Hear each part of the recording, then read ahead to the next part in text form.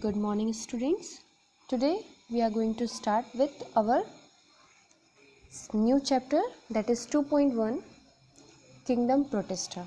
Okay, so first of all we will learn that what is Protista.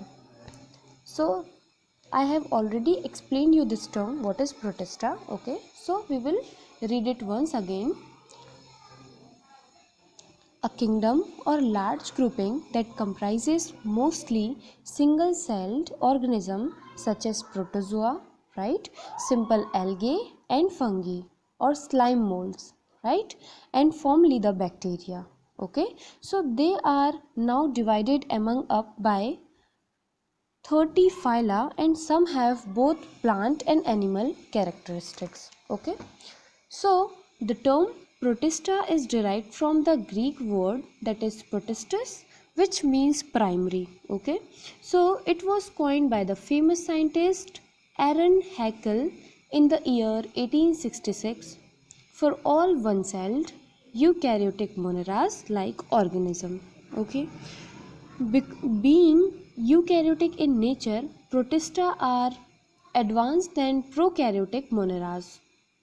Basically, Protista functions like a link between prokaryotes and multicellular organisms. By structure and function, Protista exhibits the character both of animals and plants. Okay, and these may be of heterotrophic or autotrophic. Okay, so this is all about Protista. So we having many features of Protista, the salient features.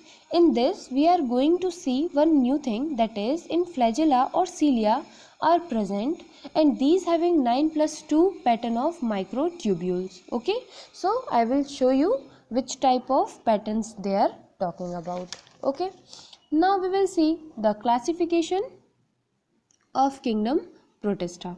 So generally it is divided into three parts, that is autotrophic Protista, slime mold and protozoan Protista. Okay, so autotrophic Protista means chlorophyll and other photosynthetic pigments are present in it, thus they can synthesize their own food by photosynthesis. Okay, so we have these again divided into three phylum. Okay, first is Diagnosflagellates, next is diatoms, and third is Euglenophyta. Okay, so diagnosflagellate means single cells eukaryotes. Okay, and diatoms means those who are unicellular, and lastly Euglenophyta means a large group of flagella. Okay, they included a variety of common free living species under this Euglenophyta. Okay, so next we having slime mold. Slime mold means a eukaryotic organism that can live freely as single cell. Okay, that means we will talk about single cells. So these are chlorophyll-less and cell wall-less cytoplasmic irregular shaping organisms which have many nuclei. Is it clear? And again they are divided into two groups, means a cellular group and a acellular and a cellular slime mold. Okay, next we having protozoan Protista.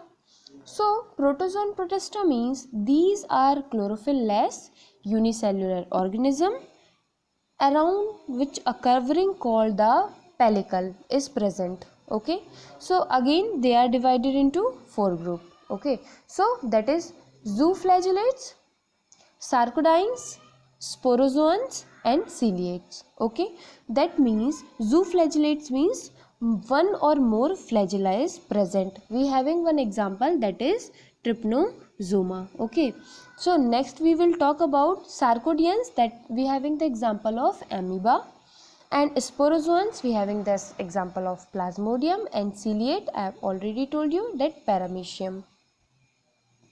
Now we will see the structure of typical Protista. Okay, so Protista are unicellular microscopic organisms. Their cell structure is eukaryotic. You see here, you just see this diagram. Okay, so this is the cellular structure of typical uniflagellate protista, okay, or euglena we can say, okay. So their cells structure is eukaryotic. They have true nucleus and membrane bounded cell organelles such as ATS ribosomes, mitochondria, endoplasmic reticulum, Golgi body, in chloroplast, okay. So chloroplast means in photosynthetic protista only, okay, etc. So I have told you that I'll show you the 9+2 typical structure. Just look at this structure. This is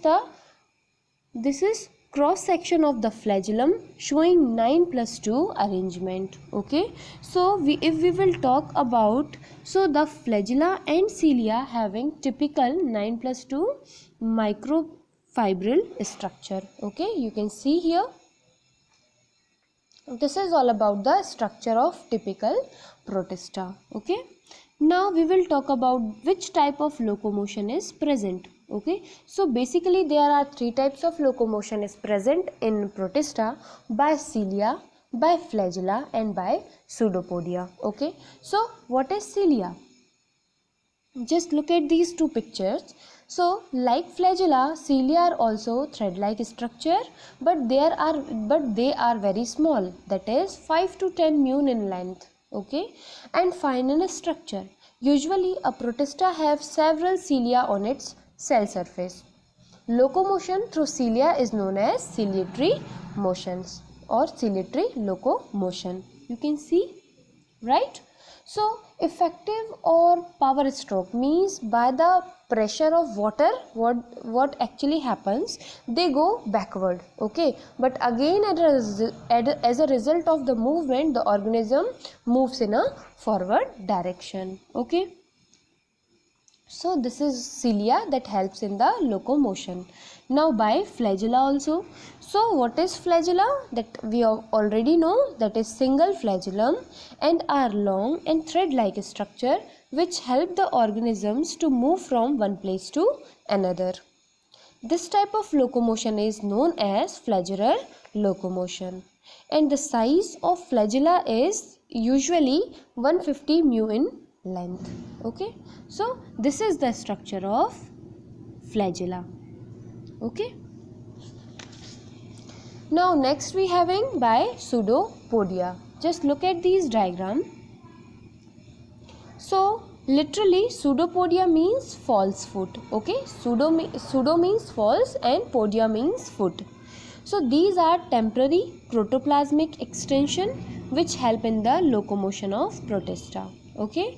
A pseudopodium is formed on the body of the organisms which have irregular shape, means their shape is not decided.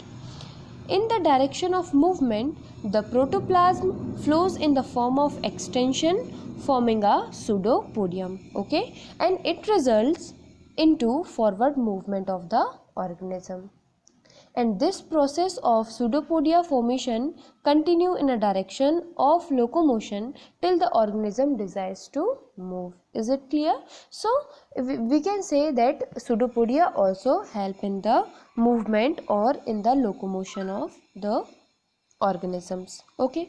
So we having many significance of locomotion, that with the help of locomotion the organism search food, search water, right, suitable habitat, right, and their companions also. And also by the help of locomotion it also help in searching their place for locomotion. It protects organism from enemies, right. So by the help of these locomotions things, they can run or they can move from that place, and it help in making homes for the organisms, okay. So nutrition in protista. So we will see there are various types of nutrition is present, okay. Now modes of nutrition is by photosynthesis or holophytic, okay. So photosynthetic means they prepare their own food by the process of photosynthesis, and we having many example like dinoflagellate, diatoms, euglenoids have the chloroplast in their cells, okay. Now secondly we having holozoic. Holozoic nutrition. Okay, so Holozoic means this found mainly in the protozoans like amoeba and paramecium, and these protozoa influence solid food from the outer environment. Okay, now next we having saproboic. Okay, so in this type of nutrition, protista secrete digestive enzyme from their cell surface. These enzymes convert complex organism compound into simple nutrients. Okay, like monosaccharides, है ना, amino acids, etc. And parasitics. Okay, parasites. So parasitics having the parasite modes of the nutrition obtain their food from other organisms like plasmodium, right? So in this way we having various modes of nutrition of the protista. Okay, so in next video we will continue with the reproduction in protista.